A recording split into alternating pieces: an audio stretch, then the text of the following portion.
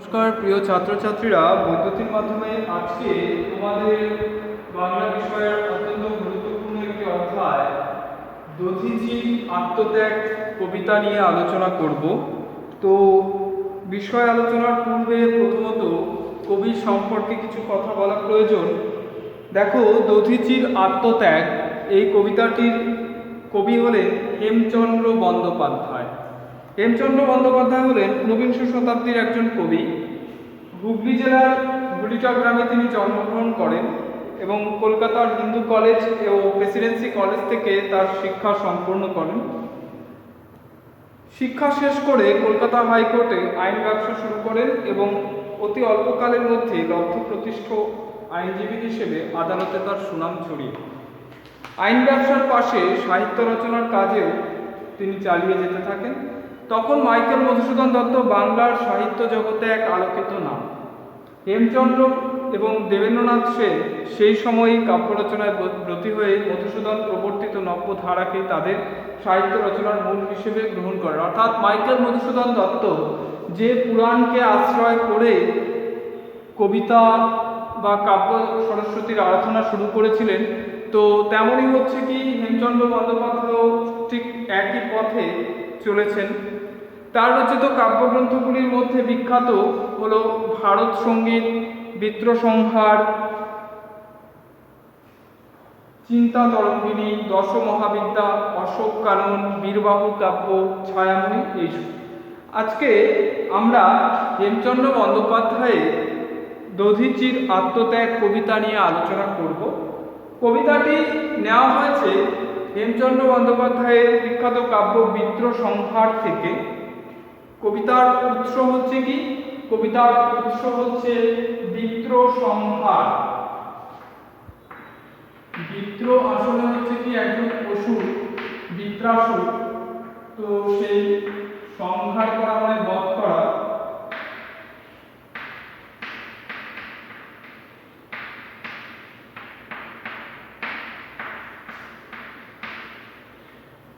বিত্রসংহার কাব্যগ্রন্থ থেকে এই কবিতাটি নেওয়া হয়েছে। দেখো, দধিচি হচ্ছে কে?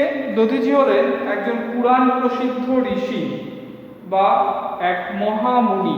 দধিচি হলেন একজন পুরাণ প্রসিদ্ধ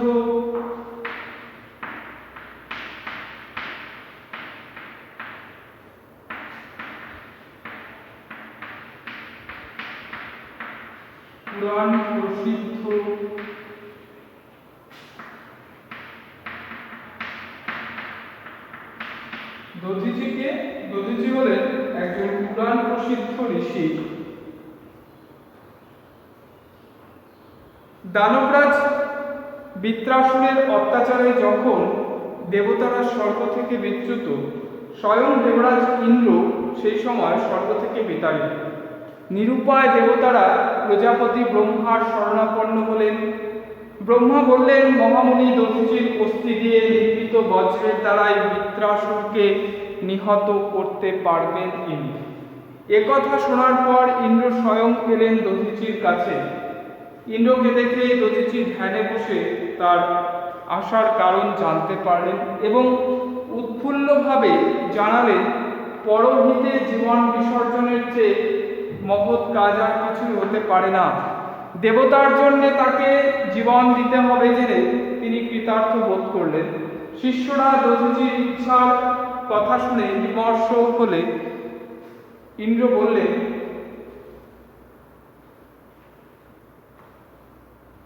পরহিতব্রতী যে শ্রেষ্ঠ ধর্ম, দধিচি তা বুঝেছে, তাই নিজের জীবন উৎসর্গ করতে এতটুকু দ্বিধাবোধ করলেন। দধিচির এই আত্মোৎসর্গের কাহিনী সারা পৃথিবীতে চিরকাল কীর্তিত হবে, একথাও ইন্দ্র জানালেন। এরপরে দধিচি ধ্যানমগ্ন হলেন। দেখতে দেখতে তার দেহ থেকে প্রাণ বেরিয়ে। পৌরাণিক কাহিনী। তো সেই পৌরাণিক কাহিনীকে হেমচন্দ্র বন্দ্যোপাধ্যায় এক মহৎ আদর্শ উপস্থাপনের কারণে এই কবিতার ভাষ্য রচনা করেছেন বা এই কবিতার মূল বিষয়টাকে সেভাবে উপস্থাপন করেছেন। হেরি ঋষি ক্ষণকালে ধ্যানেতে জানিলা অতিথির অভিলাষ গদগদ স্বরে মহানন্দে তপোধন কহিলা তখন পুরন্দর শচীকান্ত কি সৌভাগ্য মম জীবন স্বার্থ কাজে পবিত্র আশ্রম। হেরি ঋষি ক্ষণকালে ধ্যানেতে জানিলা, অর্থাৎ হেরি ঋষি ক্ষণকালে ধ্যানেতে জানিলা। হেরি মানে দেখে, ক্ষণকাল মানে কিছু সময়, ধ্যানের মধ্য দিয়ে জানতে পারলেন কি অতিথির অভিলাষ। এখানে অতিথি হিসেবে কে এসেছে?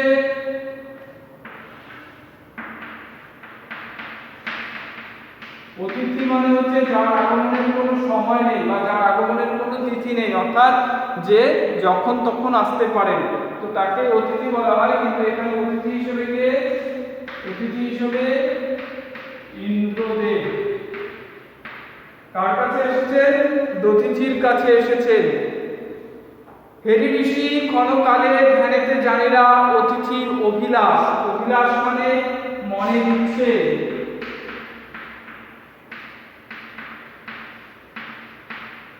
অভিলাষ মানে মনের বাসনা,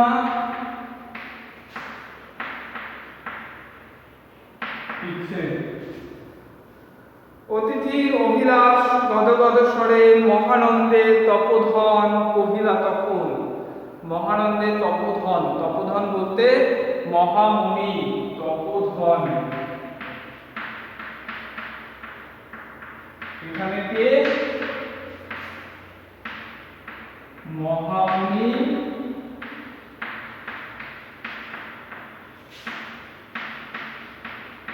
দধিচিকে বলা হয়েছে।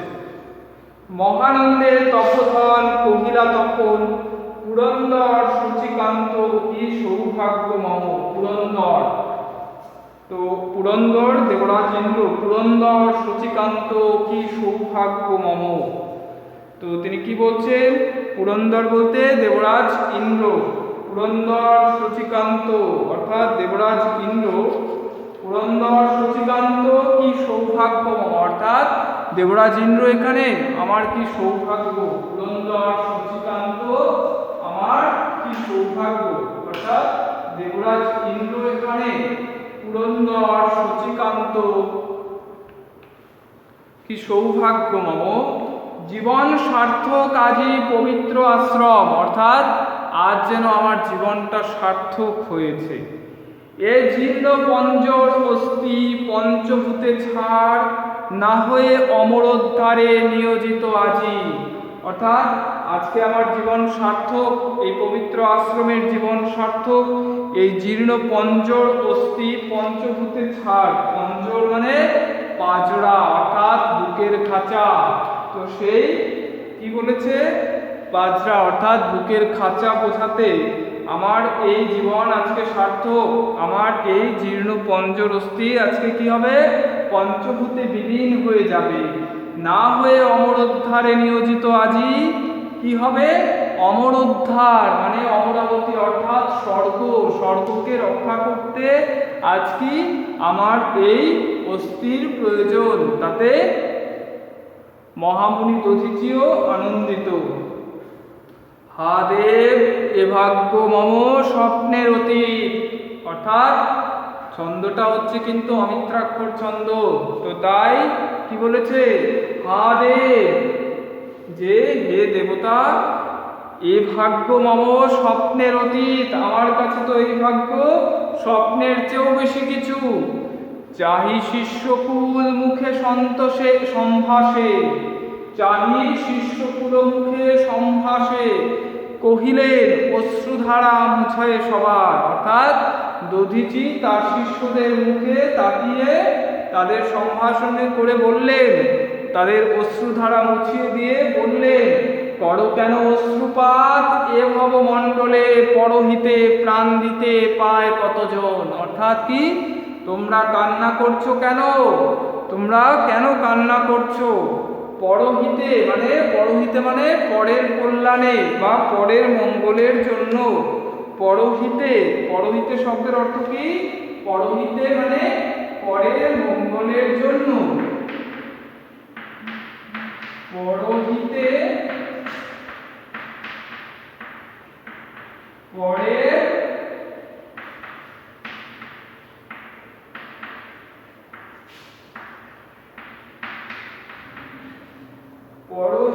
মানে পরের মঙ্গলের জন্য প্রাণ দিতে পায় কতজন? হে ক্ষুব্ধ তাপস বৃন্দ, হে শিষ্য মণ্ডলী, জগৎ কল্যাণ হেতু নরের সৃজন, নরের কল্যাণ নিত্য সে ধর্ম পালনে। অর্থাৎ কি? যে পরের কাজ বা পরের মঙ্গলের জন্যই আমাদের জন্ম। তাহলে পরহিতে প্রাণ দিতে পায় কতজন? অর্থাৎ কি? অপরের মঙ্গলের জন্য প্রাণ বিসর্জন দিতে কতজন পারে? হে ক্ষুব্ধ তাপস বৃন্দ, অর্থাৎ ঋষিরা হচ্ছে কি? মানে সেই দধিচির যারা শিষ্য ছিলেন তারা হচ্ছে রেগে গেছেন, তো তাই তাদেরকে বলেছেন হে ক্ষুব্ধ তাপস বৃন্দ, মানে তাপস মানে ঋষি বালক। তাপস শব্দের অর্থ কি? তাপস শব্দের অর্থ হচ্ছে ঋষি বালক। হে ক্ষুব্ধ তাপস বৃন্দ, তাপস মানে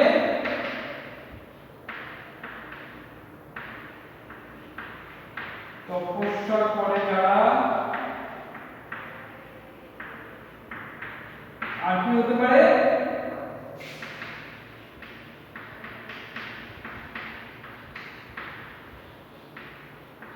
ঋষি বালক।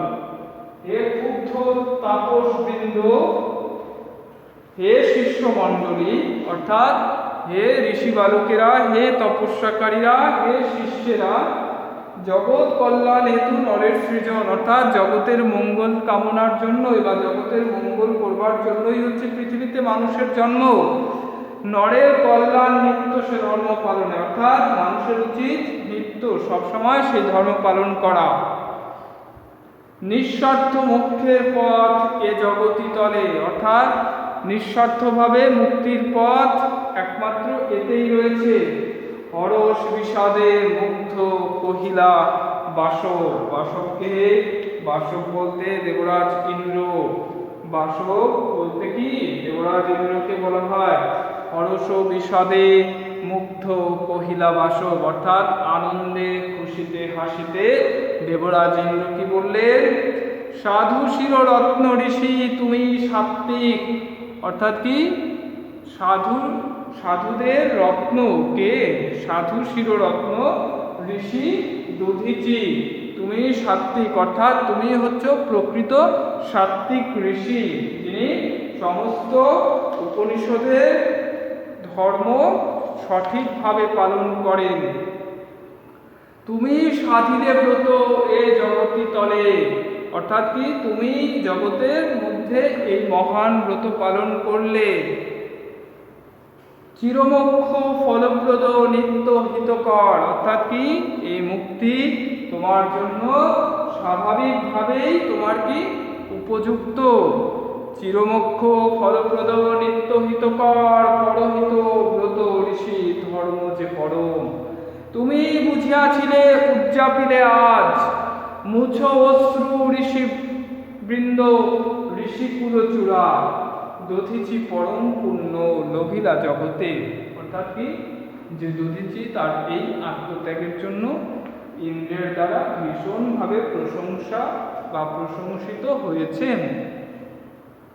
বলিয়া রোমাঞ্চ তনু হইলা বাসব, নিরখী মনীন্দ্র মুখে শোভা নির্মল, বাষ্পাকুল শিষ্যবৃন্দ ধ্যানে মগ্ন ঋষি, মুতিলা নয়ন দয় বিপুল উল্লাসে, দেখিতে দেখিতে নেত্র হইল নিশ্চল, নাসিকা নিঃশ্বাস শূন্য নিস্পন্দ ধমনী, বাহিরিল ব্রহ্মতেজ ব্রহ্মরন্ধ্র ফুটি, দধিচি ত্যাজিলা তনু দেবের মঙ্গল, অর্থাৎ তনু মানে দেহ, দধিচি হচ্ছে কি?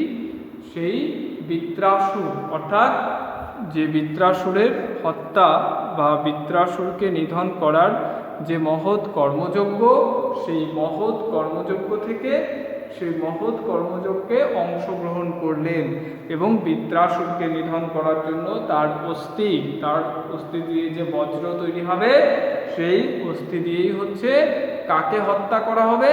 বৃত্রাসুরকে নিধন করতে পারবে দেবরাজ ইন্দ্র। আর সেই মহৎ কর্মের একমাত্র ঋষিকে, সেই মহৎ কর্মের একমাত্র ঋষি হলেন দধীচি মুনি।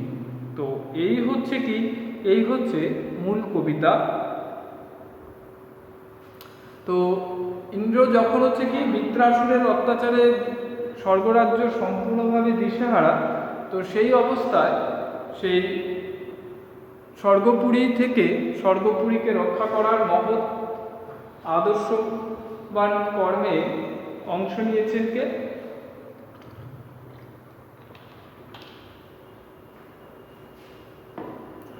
অংশ নিয়েছেন সেই ঋষি দধীচি। তিনি নিজে আত্মোৎসর্গ করছে এবং আত্মোৎসর্গ করে অমরাবতীকে উদ্ধার করবেন। তো এই হলো কি, এই হলো সেই দধীচির আত্মত্যাগের মূল কাহিনী। আসলে হেমচন্দ্র বন্দ্যোপাধ্যায় এর মধ্য দিয়ে কি বোঝাতে চাইছেন? বোঝাতে চাইছেন যে মহৎ উদ্দেশ্যে দেশ রক্ষা, রাজ্য রক্ষা, স্বর্গরাজ্য রক্ষা, এরকম একটা মহৎ কর্মে যখন তিনি প্রাণ উৎসর্গ করতে পারছেন, তখন তিনি ভীষণভাবেই আনন্দিত। তখনই তার মনে হয়েছে তার এই জীবন, তার এই তপস্বীর জীবন, তার এই ঋষির জীবন সম্পূর্ণভাবেই হচ্ছে কি সার্থক হয়েছে।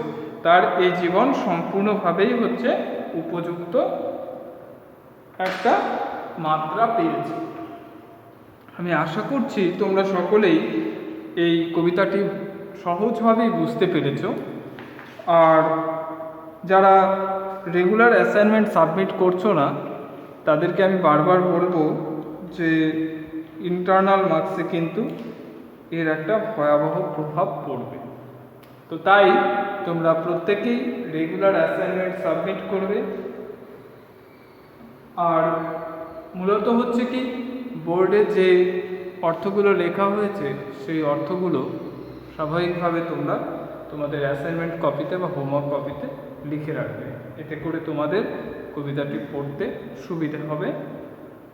আর মূলত হচ্ছে কি, যেহেতু পৌরাণিক একটি কবিতা, তো সুতরাং এর মধ্যে অনেক গভীর এবং যে কিছু জটিল শব্দ রয়েছে, তো সেই জন্য এটাকে হচ্ছে কি একটু মনোযোগ সহকারে পড়তে হবে। আর কবিতার যে শব্দার্থ রয়েছে সেই শব্দার্থের পর্বটা খুব ভালো করে তোমরা পড়বে। এর কারণ হচ্ছে কি, শব্দার্থের পর্ব যদি ভালো করে জানা না থাকে, তাহলে স্বাভাবিকভাবেই হচ্ছে বিষয় কিন্তু বুঝতে অসুবিধে হবে।